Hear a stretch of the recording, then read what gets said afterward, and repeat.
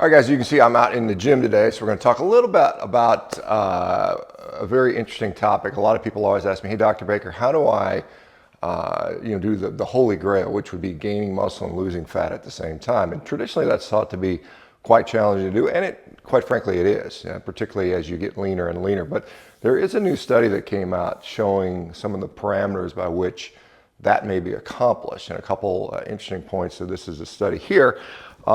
Key points that they found were obviously training. Like I said, the absolute biggest factor for putting on muscle is not dietary. It is the training you put in. The resistance training, you have to do it consistently. You have to do it to the appropriate level of intensity, and then adequate volume to do this. And again, consistency over time is what's going to get you there. Now, the second thing that they talk about, again, is adequate sleep and recovery.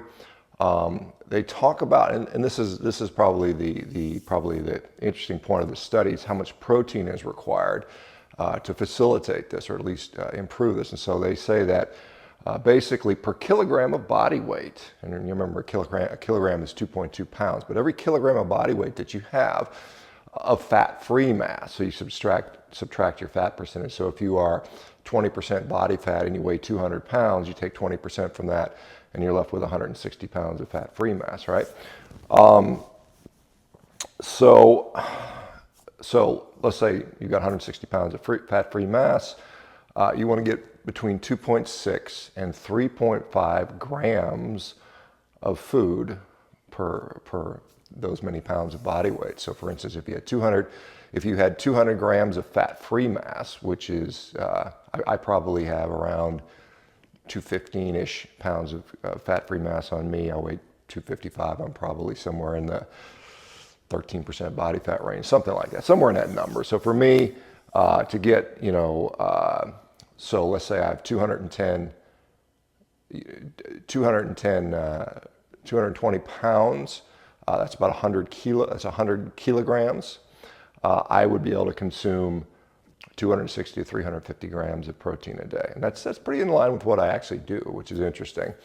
And this is, going to be spaced out throughout the day, however you decide to break it up. And they talk about, if you're going to consume protein in the form of supplements like whey proteins and things like that, there may be some benefit in doing that. I obviously prefer getting my protein from whole food sources. I think there's some additional benefits with that with regard to nutrition overall.